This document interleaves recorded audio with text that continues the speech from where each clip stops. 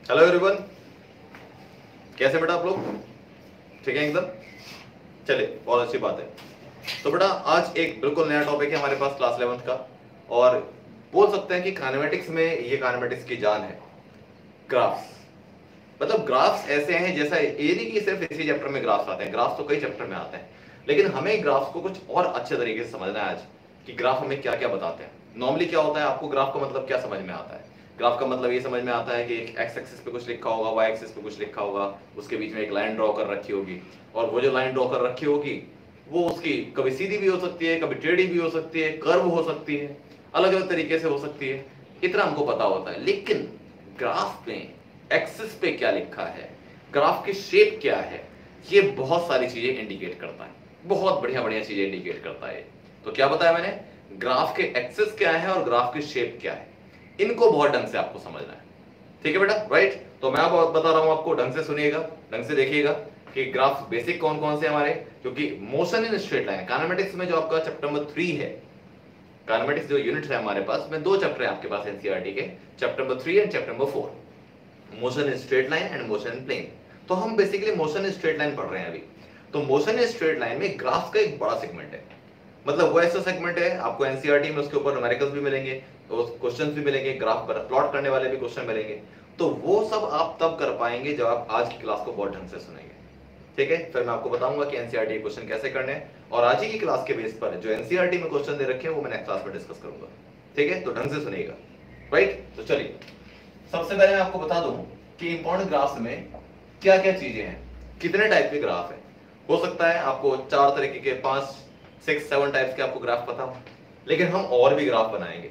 क्या क्या पॉसिबिलिटी है, कितने ग्राफ जानने जरूरी हैं, वो ढंग से सुनिए।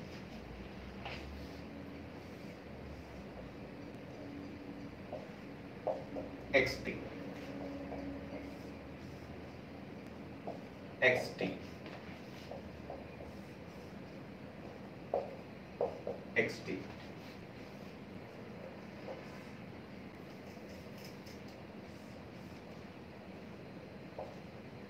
VT, VT,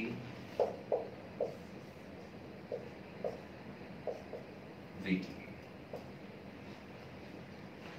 सबसे पहले तो आपको यह देखना है कि ग्राफ में लिखे क्या क्या है एक्सेस के ऊपर। पता है ग्राफ के एक्सेस कितने इंपॉर्टेंट है? कई बच्चे, मैंने अक्सर नोटिस किया है कि कोई ग्राफ प्लॉट करने के लिए आया, तो बच्चे ने क्या किया, बच्चे ने किया कि ऐसा ग्राफ बना दिया और उसके ऊपर एक लाइन खींच, ये बन गया ग्राफ। अब ये ग्राफ किसका है कुछ नहीं पता, और इस ग्राफ का कोई सेंस नहीं है। पता है ग्राफ के ऊपर जो एक्सेस होते हैं वो कितने इंपॉर्टेंट है, वो क्या डिनोट करते हैं? मैं ग्राफ पे यहां लिख रहा हूं x और यहां लिख रहा हूं t, तो ये ग्राफ में बिल्कुल उसी तरीके से है जिस तरीके से होते हैं पापा मम्मी। ये ग्राफ के पापा मम्मी हैं। पापा और मम्मी मिलके ये डिसाइड करें कि बच्चा जो है उसका नाम क्या होगा। ठीक है, ये बात ध्यान रखनी है। तो जब तक पापा मम्मी नहीं होंगे ना ग्राफ में, कोई मतलब नहीं होता है, लावारिस बच्चा, फिर पता ही नहीं है। तो इसीलिए आपको पता होना चाहिए कि एक्सटी ग्राफ, आप यहां पर क्या लिखा है, यहां क्या लिखा है, सबसे पहले ग्राफ पे देखना है, उसके बाद ग्राफ की शेप देखनी है। ठीक है, तो this is displacement, this is time. तो डिस्प्लेसमेंट टाइम ग्राफ में मैं ग्राफ बना रहा हूं स्ट्रेट लाइन, पहला ग्राफ। फिर डिस्प्लेसमेंट टाइम ग्राफ में मैं बना रहा हूं कर्व लाइन। फिर डिस्प्लेसमेंट टाइम ग्राफ में मैं बना रहा हूं ऐसी स्ट्रेट लाइन। ये स्ट्रेट लाइन है, straight line parallel to time axis. दो तरीके से स्ट्रेट लाइन बन सकती है, एक ये बन सकती है और एक ऐसे बन सकती है। ठीक है, ऐसी अगर स्ट्रेट लाइन हो तो this graph is impossible. Impossible क्यों? क्योंकि सेम टाइम के ऊपर अलग अलग डिस्टेंस नहीं हो सकते, तो ये ग्राफ इम्पॉसिबल है। लेकिन अगर मैं इसको ऐसे बनाता हूं, ऐसे, तो ये ग्राफ पॉसिबल है। अब वो क्या इंडिकेट करता है, क्या डिनोट करता है, हम इसके बारे में बात करेंगे। पहले मैं ग्राफ की शेप बनाता हूं, फिर हम डिस्कस करेंगे कि ये ग्राफ किस चीज का है। ठीक है, क्या क्या चीजें इंडिकेट करता है और ग्राफ से क्या क्या हमको इंफॉर्मेशन मिलती है। फिर velocity time graph, straight line, curve line, ये। अब चेक करिए कि मैंने ऊपर जो तीनों ग्राफ बनाए और नीचे जो तीनों ग्राफ बनाए हैं वो ऑलमोस्ट सेम ही है। ऑलमोस्ट सेम का मतलब कि शेप सेम है, लेकिन जो एक्सेस दिख रहे हैं आपको वो अलग है। और क्योंकि एक्सेस अलग है इसलिए सेम दिखने वाले ग्राफ के नाम अलग अलग हो जाएंगे, वो अलग अलग चीजों को डिनोट करेंगे। तो अब ग्राफ पे क्या क्या चीजें होती हैं? दो मेन बातें होती हैं, दो मेन इंफॉर्मेशन होती है ग्राफ से। कि ग्राफ का स्लोप क्या डिनोट करता है और ग्राफ का एरिया क्या डिनोट करता है। ठीक है, तो समझिए जरा, किसी भी ग्राफ का जो स्लोप होता है, स्लोप का मतलब होता है y axis upon x axis. y axis को x से डिवाइड कर दो, basically slope is called tan theta, और tan थीटा होता है परपेंडिकुलर अपॉन बेस, उससे y अपॉन x आता है।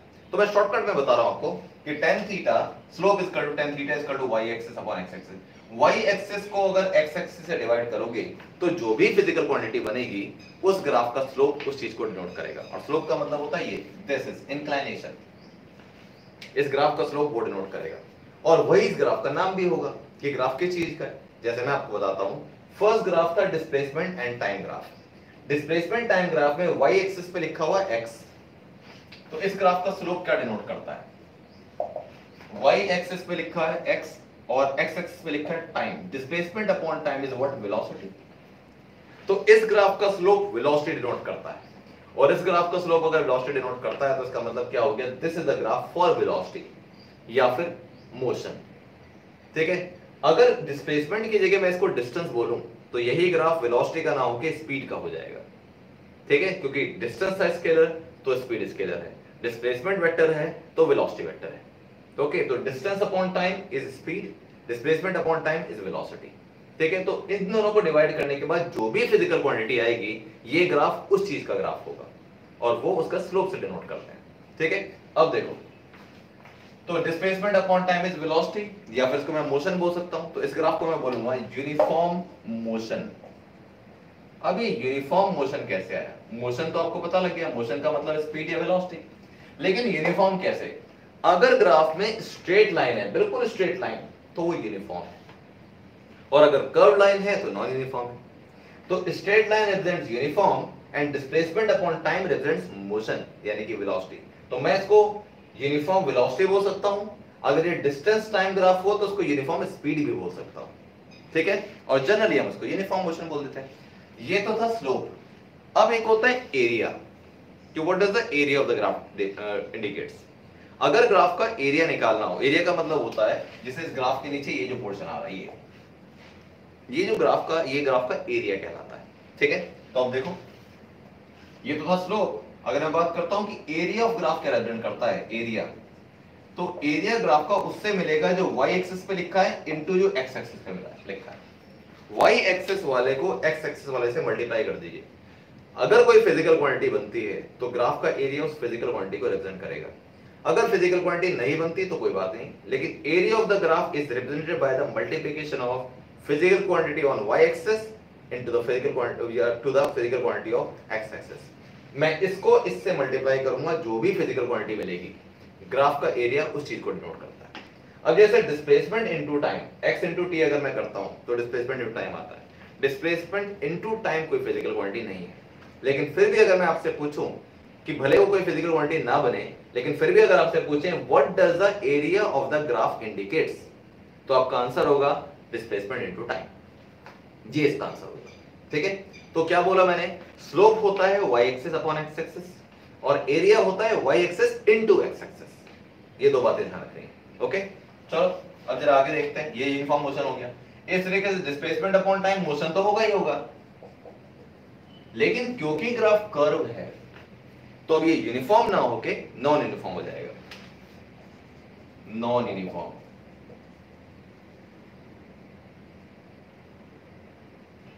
एक जैसा ग्राफ स्ट्रेट लाइन चलता है, लेकिन अगर कर्वनेस आ जाए तो इसका मतलब ग्राफ का नेचर बदल रहा है, सारी प्रॉपर्टीज बदल रही है, इसलिए वो नॉन यूनिफॉर्म कहलाता है। ठीक है, अब नेक्स्ट क्वेश्चन, ये जो नेक्स्ट दे रखा है, अब ये क्या, इसमें क्या हो रहा है, इस ग्राफ को अगर समझना है ना तो कुछ हम क्वांटिटी लेट कर लेते हैं, कुछ हम मान लेते हैं, कुछ फिगर्स लेट कर लेते हैं। यहाँ पे मान लो यहाँ 0 सेकंड था, यहाँ 1 सेकंड था, ये 2, ये 3, ये 4, ये सेकंड्स है, टाइम इन सेकंड्स, और यहाँ पर जो डिस्टेंस है उसको मैं 20 मीटर मान लेता हूँ।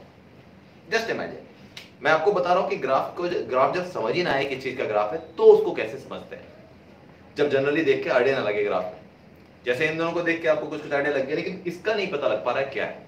ठीक है, तो चलिए अब देखिए, 0 सेकंड पर, अब इसका मीनिंग क्या समझते हैं। 0 सेकंड पर कोई ऑब्जेक्ट 20 मीटर पे है, 0 सेकंड पर कोई ऑब्जेक्ट 20 मीटर पे है, तो 1 सेकंड पे कहां है, 20 मीटर पे ही है।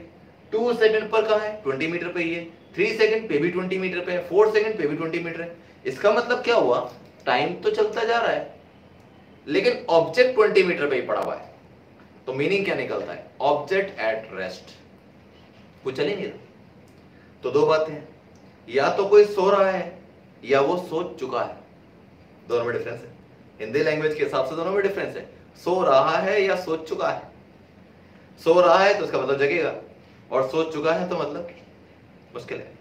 तो बेसिकली बात क्या है कि आपको इस तरीके से ग्राफ का आइडेंटिफिकेशन हो जाती है जब आपको ये पता नहीं चल रहा होता है ग्राफ किस चीज का है, ठीक है। और इसी के बेस पर आज मैं कुछ आपको क्वेश्चन भी कराऊंगा जो आपकी क्लास 11th के लिए काफी इंपॉर्टेंट क्वेश्चन होते हैं। ढंग से देखते रहिए क्लास को एंड तक।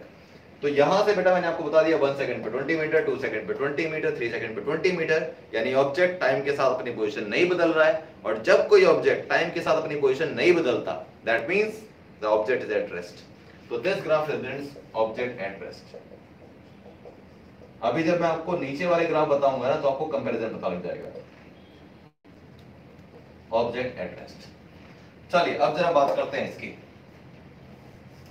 Velocity and time.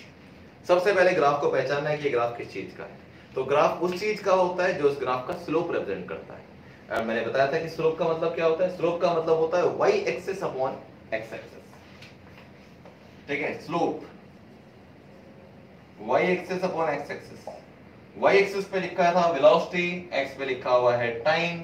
Velocity upon time is what, velocity upon time is acceleration, v minus u upon t, rate of change of velocity is known as acceleration. तो velocity upon time is acceleration, तो slope of the graph indicates acceleration. vt graph जो है उसका slope acceleration को denote करता है। यानी ये जो एंगल दिख रहा है आपको, ये tan थीटा से निकालेंगे अगर तो परपेंडिकुलर अपॉन बेस से आपके पास निकलेगा एक्सेलरेशन। तो दिस ग्राफ रिप्रेजेंट्स एक्सेलरेशन। तो एक्सेलरेशन का तो ग्राफ है, फिर बात करनी है कैसा एक्सेलरेशन, यूनिफॉर्म या नॉन यूनिफॉर्म, वो भी चेक करना। चलिए, तो this graph represents acceleration. Acceleration तो हो गया, और क्योंकि ग्राफ में स्ट्रेट लाइन है that means it is uniform acceleration. Uniform means straight line, ठीक है बेटा, यूनिफॉर्म एक्सेलरेशन। अब इसको बताओ, velocity upon time is again acceleration, तो ये ग्राफ एक्सेलरेशन का है। But as the graph is curved, तो फिर कांस्टेंट नहीं रहेगा, यूनिफॉर्म नहीं रहेगा, वो क्या रहेगा, non uniform, non uniform acceleration, non uniform acceleration, ठीक है। अब बात करते हैं वेलोसिटी टाइम के ग्राफ की। ढंग से देखना है ग्राफ, बिल्कुल वैसे ही समझना है जैसे मैंने पहले बताया था। मुझे मान लो समझ नहीं आया कि ये ग्राफ किस चीज का है, तो मुझे क्या करना है, 0 second, 1 second, 2 second, 3 second, 4 second, और वेलोसिटी मान ली मैंने 25 मीटर पर सेकंड, 25 मीटर पर सेकंड की वेलोसिटी थी। तो 0 सेकंड पे ऑब्जेक्ट 25 मीटर पर सेकंड से चल रहा है, 1 सेकंड पे 25 मीटर पर सेकंड से चल रहा है, 2 सेकंड पे 25 मीटर पर सेकंड से चल रहा है। तो चल तो रहा है, रुका नहीं है ना, तो ऑब्जेक्ट रेस्ट पे नहीं होगा, चल रहा है। लेकिन अगर मान लो कोई चीज 25 मीटर पर सेकंड से ही चलती जा रही है, तो क्या बोलोगे उसके मोशन को, तो आप बोलेंगे यूनिफॉर्म मोशन, एक ही जैसा मोशन है। या फिर क्या बोलेंगे, कांस्टेंट वेलोसिटी, एक ही जैसी वेलोसिटी 25 मीटर पर सेकंड से ही लगातार चल रहा है, तो हम इसको लिखेंगे कांस्टेंट वेलोसिटी।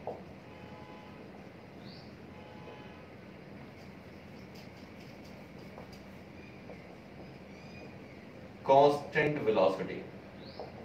अब एक चीज बताओ, अगर इसी ग्राफ में मैं एक्सेलरेशन की फॉर्म में इसको लिखना चाहूं, कि एक्सेलरेशन की फॉर्म में इस ग्राफ को मैं क्या लिख सकता हूं, मैं चाहता हूं कि कांस्टेंट वेलोसिटी ना लिख के मैं एक्सेलरेशन कुछ कर लिखूं, क्योंकि यहां भी एक्सेलरेशन था, यहां भी एक्सेलरेशन था, तो यहां भी एक्सेलरेशन लिखना चाहता हूं। तो अगर कोई ऑब्जेक्ट हमेशा सेम वेलोसिटी से चले तो एक्सेलरेशन कितना होता है, एक्सेलरेशन होता है 0, because there is no increment in the speed, that means it is also known as zero acceleration, zero acceleration, zero acceleration हो रहा है, एक्सेलरेट हुआ ही नहीं, ठीक है। तो कांस्टेंट वेलोसिटी और जीरो एक्सेलरेशन, ये इस ग्राफ का नाम है। 6 ग्राफ ये देख लिया आपने, अब और देखते हैं आगे ग्राफ क्या है, ढंग से देखिएगा। तो ग्राफ का स्लोप क्या डिनोट करता है, y axis upon x axis, और ग्राफ का एरिया क्या रिप्रेजेंट करता है, y axis into x axis.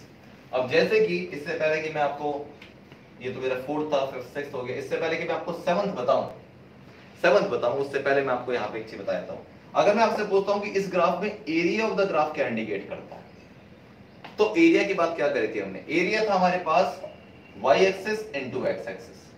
y axis पे वेलोसिटी है, x एक्सिस पे टाइम है, तो वेलोसिटी इनटू टाइम क्या होता है? वेलोसिटी इनटू टाइम इज होता है कुछ क्या? वेलोसिटी इनटू टाइम या speed into time? Speed into time होता है डिस्टेंस ट्रेवल्ड, डिस्टेंस। तो इस ग्राफ का जो एरिया होगा ना वो डिस्टेंस ट्रेवल्ड बताता है। क्लास 9th में याद करिए कुछ ऐसा ही ग्राफ हुआ करता था और आप इक्वेशन ऑफ मोशन को डिराइव करते रहे। v equal to u plus at s equal to ut plus at, s equal to ut plus half at square and v square minus u square equal to 2s। ये 3 equation of motion आप single graph से denote करते थे और वहां graph का जो area होता था ना उसको लिखते थे area of the graph equal to distance travelled. तो यही बात है। तो एरिया ऑफ द ग्राफ जो होता है वो y axis into x axis से निकलता है। y पे v था, x पे टाइम था, तो velocity into time is what? Distance. ठीक है बेटा, राइट?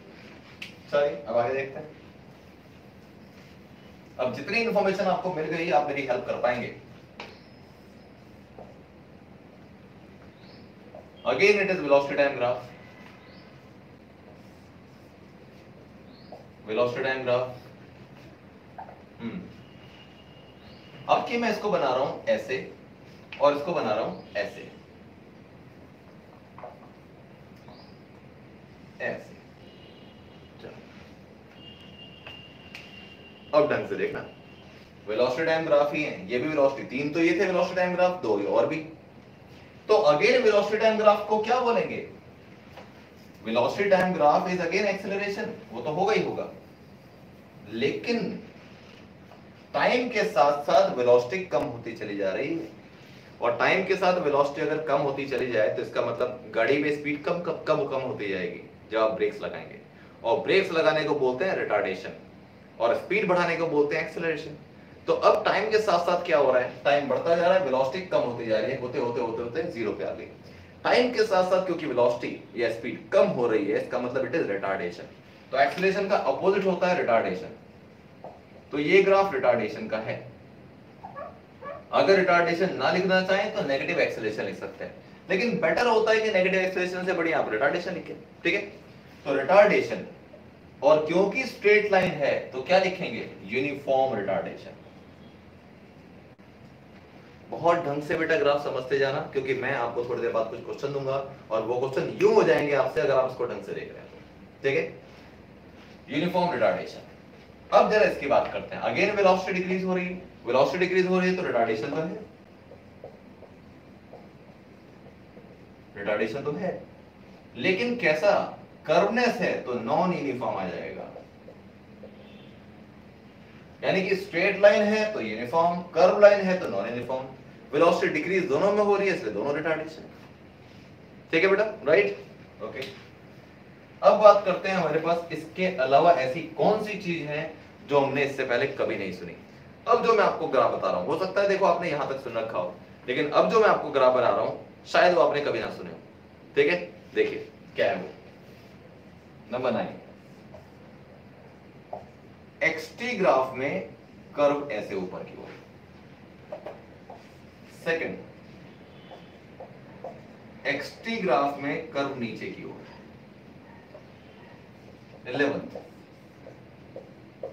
एक्सटी ग्राफ में ऐसे स्ट्रेट लाइन। यस, अब ये क्या है? देखें ग्राफ कभी पहले, लेकिन आपको देखना है क्लास 11th के लिए और ये आपके सिलेबस का पार्ट है। आपको एनसीईआरटी में तीनों ग्राफ दे रखे हैं। एक्सटी ग्राफ के अंदर कर्व लाइन। अब आपको ये लगेगा कि हाँ सर आपने बताया तो था कि एक्सटी ग्राफ में एक ऐसा कर्व था, ऐसा। ध्यान रखें ये कर्व अलग है और ये कर्व अलग है, दोनों में क्या डिफरेंस है? एक में कर्व 0 से स्टार्ट हो रहा था और एक में कर्व हवा में है, 0 से स्टार्ट नहीं हो रहा। इन दोनों ग्राफ में डिफरेंस है। This graph represents positive acceleration, positive acceleration. मैं लिख देता हूं यहां पे, ये पॉजिटिव एक्सेलरेशन को डिनोट करता है, पॉजिटिव एक्सेलरेशन। ठीक है, एक्सेलरेशन ऊपर, मतलब ऊपर की ओर ग्राफ अगर जा रहा है तो एक्सेलरेशन पॉजिटिव है। अभी मैं आपको बताऊंगा कि डिस्प्लेसमेंट और एक्सेलरेशन में सीधा सीधा लिंक क्या है, वो बताऊंगा अभी आपको। कि ग्राफ बेसिकली कैसे डिनोट होता है। ये मेरे पास आएगा नेगेटिव एक्सेलरेशन, नेगेटिव एक्सेलरेशन, ठीक है, ये आ गया ए नेगेटिव, और ये ग्राफ रिप्रेजेंट करता है acceleration equal to 0। Velocity constant हो जाती है तो एक्सेलरेशन 0 हो जाता है, 0 एक्सेलरेशन। वैसे तो डिस्प्लेसमेंट टाइम ग्राफ में हम सिर्फ मोशन या वेलोसिटी की बात करते हैं, लेकिन ये ऐसे ग्राफ है जहां पे आप डिस्प्लेसमेंट को एक्सेलरेशन से डिनोट करते हैं, यानी कि डिस्प्लेसमेंट ग्राफ में एक्सेलरेशन देख रहे होते हैं। अब एक्सेलरेशन और डिस्प्लेसमेंट में आपस में क्या रिलेशन है ये मैं आपको दिखाता हूं कि ये ग्राफ बेसिकली किस चीज के बेस पे बनाया जाता है।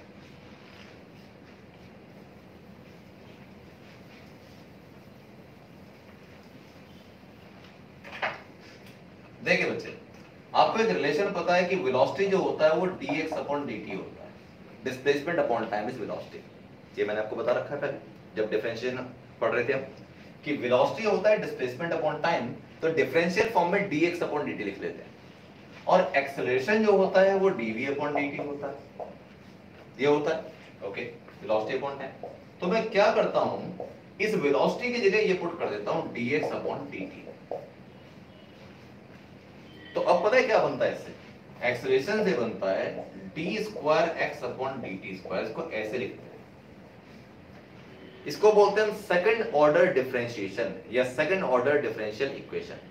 सेकंड ऑर्डर डिफरेंशियल इक्वेशन का मतलब ये होता है कि x का मैं एक बार डिफरेंशिएशन करूंगा टाइम के रेस्पेक्ट में, फिर जो आंसर आएगा उसका एक बार और डिफरेंशिएशन करूंगा टाइम के रेस्पेक्ट में। और ये आपको क्लियर पता है कि x का अगर डिफरेंशिएशन एक बार मैं करता हूं तो वेलोसिटी आता है, और उसी का डिफरेंशिएशन एक बार और करता हूं तो एक्सेलरेशन आता है, ठीक है। तो हम उसको क्या करते हैं, दो अलग अलग स्टेप ना लिख के डायरेक्ट लिख लेते हैं कि x को दो बार डिफरेंशिएशन कर लो, पहली बार डिफरेंशिएशन करोगे तो वेलोसिटी बन जाएगा, फिर एक बार और डिफरेंशिएशन करोगे टाइम के रेस्पेक्ट में तो एक्सेलरेशन आएगा। तो a और x में ये रिलेशन है। अब सुनो, जब भी किसी रिलेशन के अंदर स्क्वायर क्यूब ऐसे टर्म आ जाए तो इसका मतलब ग्राफ स्ट्रेट लाइन नहीं बनेगा, कर्व बनेगा।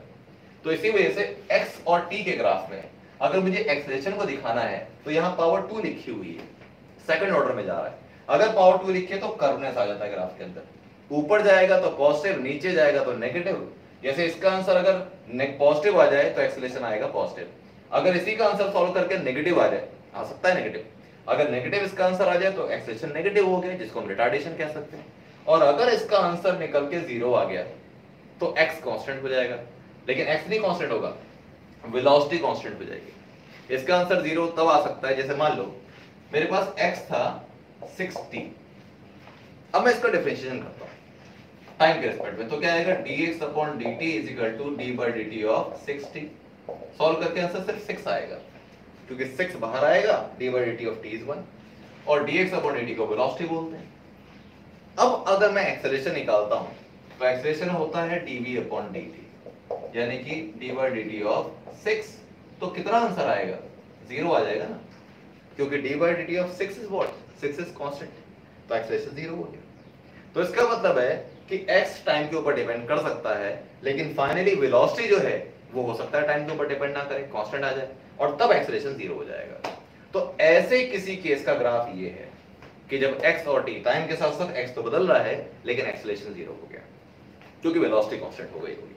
तो इसी को मैं 0 एक्सेलरेशन और कांस्टेंट वेलोसिटी भी लिख सकता हूं, ठीक है। तो ये तीन नए ग्राफ थे, इनको आप ध्यान रखिएगा, ये बहुत रेयर लोगों को पता होते हैं। जो बच्चे ऊपर ऊपर पढ़ के चले जाते हैं उनको ये तीनों ग्राफ नहीं आते, ठीक है, क्योंकि उनको ये समझ नहीं आया कि डिस्प्लेसमेंट टाइम ग्राफ में तो स्पीड या वेलोसिटी को डिनोट करते हैं, एक्सेलरेशन को कैसे डिनोट कर सकते हैं। तो ये एक्सेलरेशन का ग्राफ है डिस्प्लेसमेंट टाइम ग्राफ में, ठीक है बेटा। तो ये तीनों अलग ग्राफ है, ओके। अब बात करते हैं कि क्वेश्चन कैसे बनते हैं, ठीक है बेटा। ये बेसिक ग्राफ थे, इनको आपको ढंग से याद रखना है, एक बार इसको रिवाइज करिएगा अच्छी तरीके से। और अब मैं आपको बताता हूं कि क्वेश्चन कैसे बनते हैं। क्वेश्चन मैं पढ़ूंगा आपके लिए तो आप कहेंगे सर ये तो ठीक ठाक क्वेश्चन है, कोई हाई फाई क्वेश्चन नहीं। ऑब्वियसली हाई फाई नहीं है, इजी क्वेश्चन है, लेकिन वो इजी तब होंगे जब आपको ग्राफ की वो नॉलेज हो चुकी होगी जो मैंने आपको भी बताई है, ठीक है। कोई बात नहीं, प्रैक्टिस करते हैं, देखते हैं।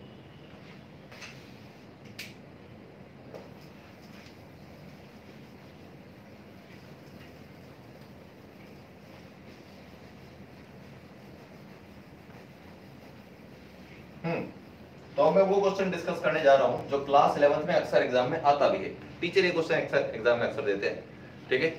आपको क्वेश्चन इवन मैं पढ़ के सुना दे रहा हूं। An object is in uniform motion along a straight line what will be the position time graph for the motion of the object if, what is the position time graph?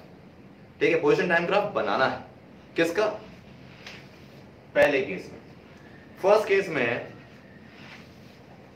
x not is equal to positive and velocity is equal to positive, पहला case. Second case, x not is equal to negative, velocity is equal to positive. Third, x not is equal to positive, velocity negative, and fourth, x naught is equal to negative and velocity is equal to negative। ये है आपके पास। अब हो सकता है कि आपके दिमाग में बात हो कि ये क्या लिखा है, ये क्या मतलब है इसका? x not v, x not positive हो गया, v पॉजिटिव हो, ग्राफ कैसे बनाए? ग्राफ बनाना है पोजीशन टाइम, यानी कि y एक्सिस पे x आएगा और x एक्सिस पे टाइम आएगा, पोजीशन टाइम। ठीक है, यानी कि पापा मम्मी का नाम बता दिया गया कि आपको ये ग्राफ पोजीशन वर्सेस टाइम का बनाना है, एक्सटी ग्राफ बनाना है। सारे ग्राफ एक्सटी ग्राफ ही होंगे, लेकिन उन एक्सटी ग्राफ में चार कंडीशन डिनोट करनी है। तो पहले आपको मैं बता दूं कि व्हाट इज एक्स नॉट। ये जो एक्स जीरो लिखा है ना, जीरो, इसको बोलते हैं एक्स नॉट, नॉट का मतलब जीरो।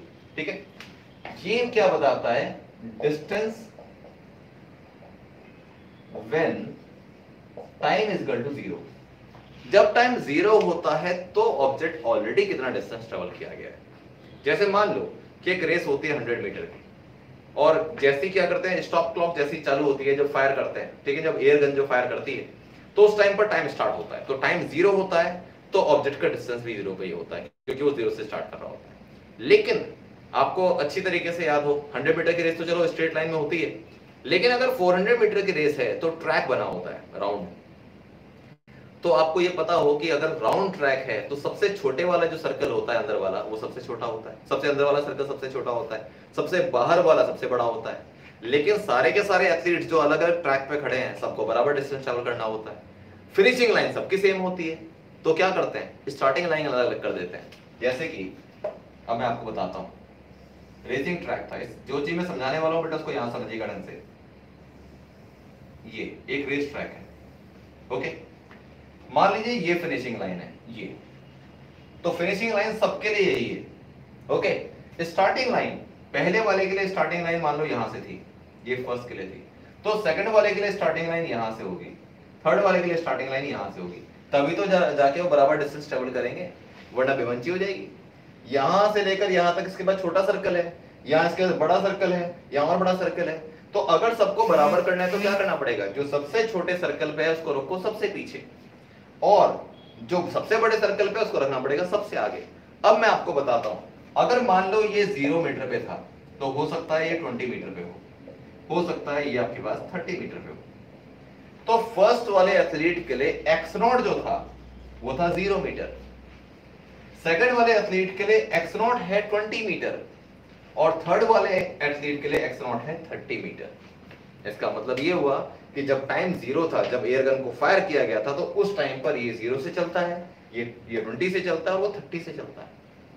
इसको बोलते हैं एक्स नॉट। तो एक्स नॉट 0 हो भी सकता है और नहीं भी हो सकता है, डिपेंड करता है कि ऑब्जेक्ट स्टार्ट कहां से करता है। ठीक है, ये एक्स नॉट का मतलब होता है distance travelled by the object when time is 0। ठीक है, चलो अब देखते हैं।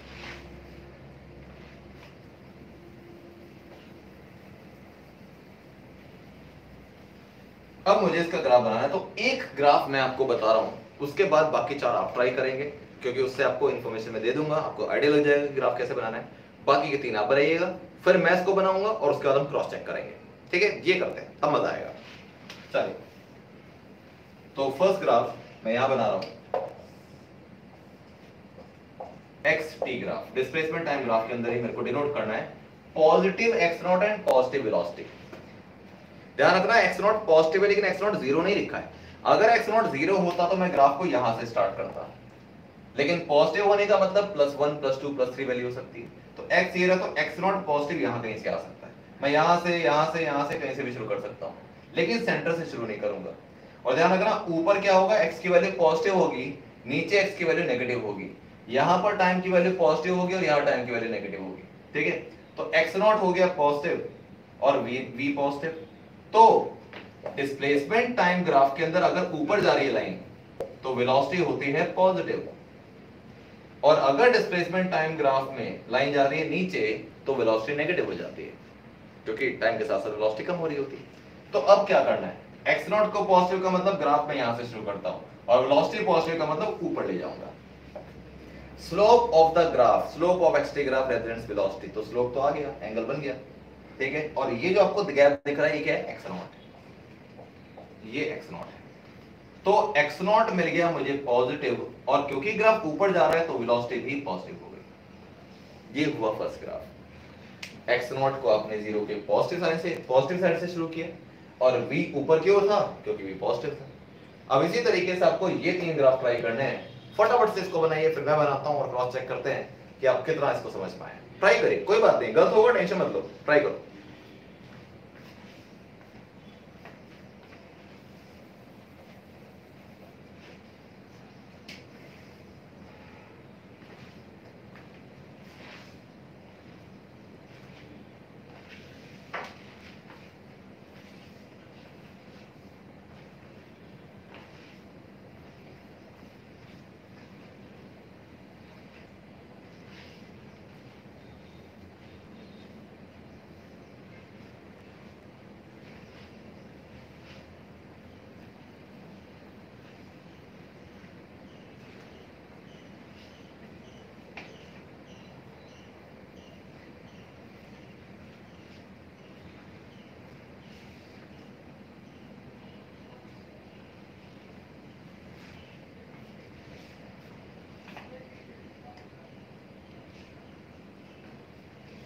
थोड़े बहुत तकलीफ होगी, टेंशन मत लो इस बात की, बस ट्राई करो, देखा जाएगा। अभी तो स्टार्ट है, गलतियां होंगी, कोई बात नहीं, लेकिन ये पक्की बात है कि जैसे मैं आपको एक ग्राफ बता दूंगा आपको समझ में आ जाएगा, अच्छा ये तो ऐसा है।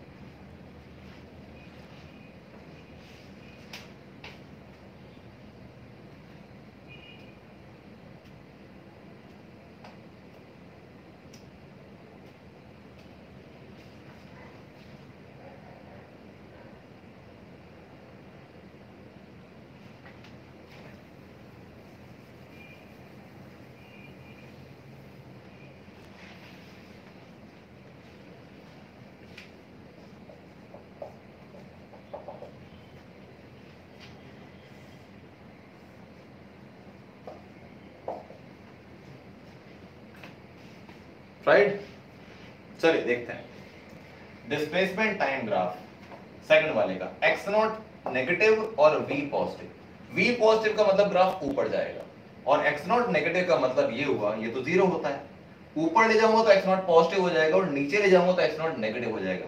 तो मुझे शुरुआत करना है ग्राफ नीचे से, तब जाके एक्स नॉट नेगेटिव होगा, ये पहली बात हुई। और वेलोसिटी है पॉजिटिव, तो ग्राफ को ऊपर लेके जाना पड़ेगा, ये हुआ ग्राफ। अब इस केस में वेलोसिटी आएगी पॉजिटिव और एक्स नॉट आ गया नेगेटिव, क्योंकि ग्राफ जीरो के नीचे चला गया एक्स पे, इसलिए एक्स नॉट नेगेटिव हो गया, ये हुई पहली बात, ठीक है। अब बात करते हैं सेकंड की, थर्ड की, सॉरी थर्ड में क्या था, एक्स नॉट पॉजिटिव और वी नेगेटिव। चलो देखते हैं, x p x not positive तो ग्राफ ऊपर से शुरू होगा, and v negative, v negative का मतलब ग्राफ नीचे जाना है, तो यहीं से मैं स्टार्ट करूंगा और ग्राफ को नीचे लेके जाऊंगा। स्टार्टिंग पॉइंट तो इससे पता लगेगा कि एक्स नॉट पॉजिटिव है कि नेगेटिव है। नेगेटिव है तो स्टार्टिंग पॉइंट को जीरो से नीचे कर लो, और पॉजिटिव है तो उसको ऊपर कर लो जीरो से। और अगर v पॉजिटिव है तो ग्राफ ऊपर जाएगा, अगर v नेगेटिव है तो ग्राफ नीचे जाएगा, बहुत सीधी सी बात। तो यहां पर मेरे पास क्या आ गया, ये एक्स नॉट आ गया मेरे पास पॉजिटिव, एंड वेलोसिटी क्या हो गई नेगेटिव, ग्राफ नीचे जा रहा है, ठीक है बेटा। अच्छा जी, अब बात करते हैं फोर्थ ग्राफ की, डिस्प्लेसमेंट टाइम। क्या था फोर्थ ग्राफ में, एक्स नॉट नेगेटिव, तो मुझे ग्राफ को नीचे से लेके जाना पड़ेगा, यहां मान लेता हूं स्टार्टिंग पॉइंट, यहां पर आपको एक्स नॉट नेगेटिव मिल जाएगा, ओके।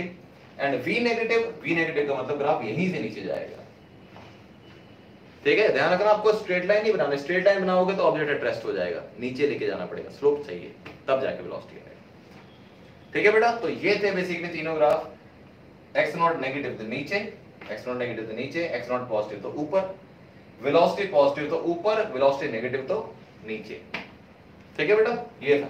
अब इसी के बेस पर मैं आपको एक नेक्स्ट क्वेश्चन दे रहा हूं।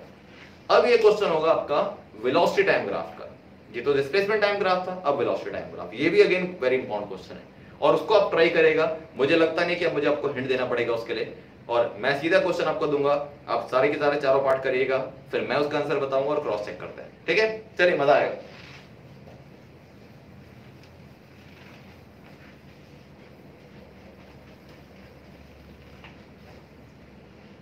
क्वेश्चन नंबर 2 है, in velocity time graph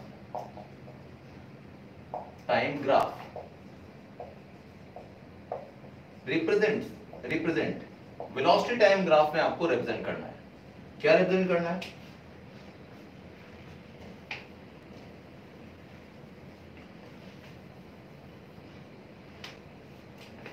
u is equal to positive and acceleration is equal to positive, यानी कि initial velocity positive, initial velocity की जगह v नॉट भी लिखा जा सकता है। v नॉट का मतलब होता है velocity when time is 0। Initial velocity is equal to u is equal to positive, u is equal to positive and acceleration positive, initial velocity positive, acceleration negative, and initial velocity negative, acceleration negative. ये try करिए, बिल्कुल वैसे ही graph बनेंगे। और velocity time graph में जो slope होता है, ऊपर जाएगा तो पॉजिटिव एक्सेलरेशन, नीचे जाएगा तो नेगेटिव एक्सेलरेशन। सबसे पहला काम है कि xt की जगह vt लिखना है। जो हमने ग्राफ में आपने एक्सिस बनाए थे ना x और t के, वो x और t ना बना के वेलोसिटी और टाइम बनाएंगे। अब ट्राई करिए, चलो फटाफट से ट्राई करो, 1 मिनट के अंदर जल्दी हो जाना चाहिए, फिर मैं बताता हूं।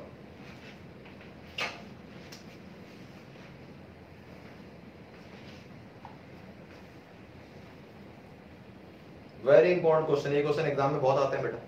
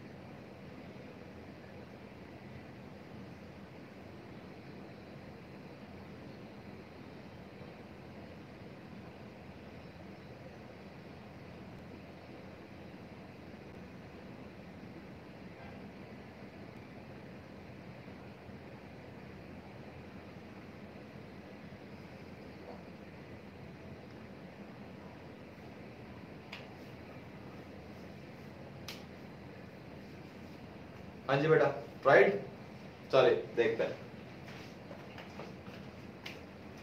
तो पहले केस में था initial velocity positive and acceleration positive. तो इनिशियल वेलोसिटी पॉजिटिव का होगी, ये वेलोसिटी का ग्राफ है, टाइम का है, तो इनिशियल वेलोसिटी पॉजिटिव को ऊपर लेके आना पड़ेगा वेलोसिटी के पॉजिटिव साइड। तो ये हो गया आपके पास u positive, u is equal to positive ऊपर, और एक्सेलरेशन पॉजिटिव, तो एक्सेलरेशन के लिए ऊपर जाना पड़ेगा, स्लोप ऊपर की ओर, तो एक्सेलरेशन आ गया positive. This is the first graph.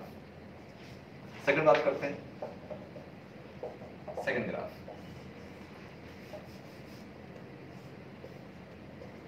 Velocity time, सबसे पहले ग्राफ में एक्सिस लिखना है, u नेगेटिव, तो u नेगेटिव कहां आएगा? वेलोसिटी के ग्राफ में इनिशियल वेलोसिटी को नेगेटिव करना है तो नीचे जाना पड़ेगा 0 के, u is equal to negative, and acceleration positive, तो एक्सेलरेशन पॉजिटिव के लिए ऊपर जाना है। ठीक है बेटा, जब भी एक्सेलरेशन पॉजिटिव है तो ऊपर ही जाना है। दो ये हो गए, come to third.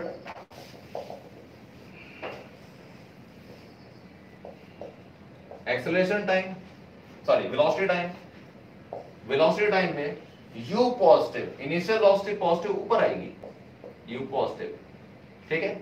And acceleration negative के लिए क्या करना है, नीचे जाना, ये acceleration is equal to negative. ठीक है, फिर क्या करना है, लास्ट ग्राफ था u negative and a negative, तो चलिए बड़ी सिंपल सी बात है,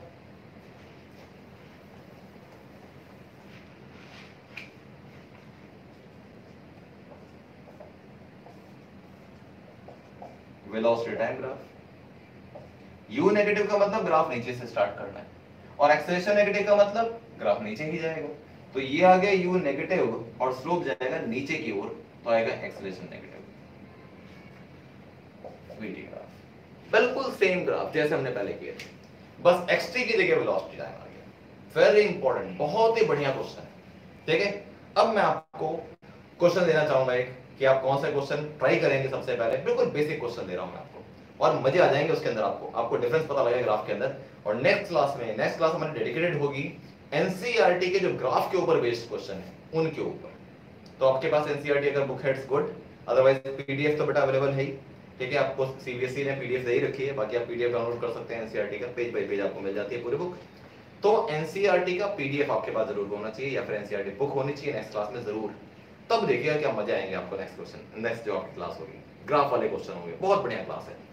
अब मैं आपको बताऊं कि आपको कौन से क्वेश्चन है जो आपको घर पर ट्राई करने हैं। बस एक ही क्वेश्चन दूंगा मैं आपको, ठीक है, उसको आप घर पर ट्राई करेंगे, और उसके बाद जो नेक्स्ट क्लास हमारी होगी उसमें हम एनसीईआरटी के ग्राफ वाले क्वेश्चन करेंगे। देखो एक बहुत सीधी सी बात है, मैं चीजों को बिखेर बिखेर के नहीं पढ़ा रहा, मैं आपको टॉपिक कराऊंगा, और उस टॉपिक के ऊपर बेस्ड जो क्वेश्चन हमारे पास अवेलेबल होंगे, चाहे वो हमारी रिफ्रेशर बुक हो गई, उसमें जो हायर ऑर्डर क्वेश्चन होंगे, चाहे हमारी एनसीईआरटी बुक, हम वो साथ साथ करते जाएंगे। टॉपिक पढ़ो, क्वेश्चन आंसर करो, टॉपिक पढ़ो, क्वेश्चन आंसर करो। तो इससे क्या होता है, कंसेप्ट क्लियर रहते हैं। पूरा का पूरा चैप्टर पढ़ोगे, उसके बाद क्वेश्चन आंसर करोगे, तो बहुत सारे कंसेप्ट मिल जाते हैं आपस में, तो चीजें उतनी क्लियर नहीं होती है। तो इसलिए टॉपिक बाय टॉपिक आप पढ़ते चलिए और साथ साथ क्वेश्चन आंसर करते रहिए, तो आप स्ट्रॉन्ग फील करेंगे अपने आप।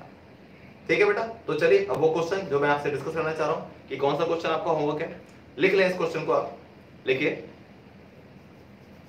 Plot a speed time, plot a speed time. Speed time कैसे लिखते हैं,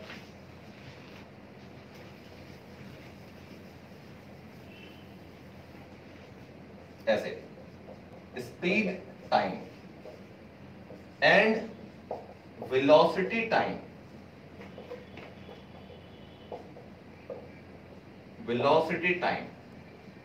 plot a speed time and velocity time graph, for a ball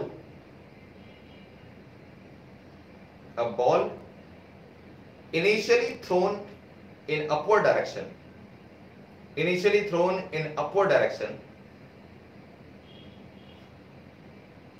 comma, which returns back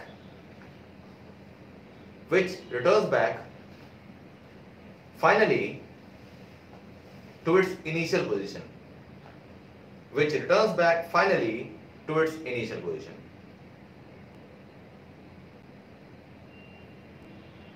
ठीक है बेटा। तो ऑब्जेक्ट को आपने ऊपर थ्रो किया, पहले बॉल ऊपर जाती है और उसके बाद बॉल नीचे आती है, जिस पॉइंट से स्टार्ट किया उसी पॉइंट पर बॉल वापस आती है।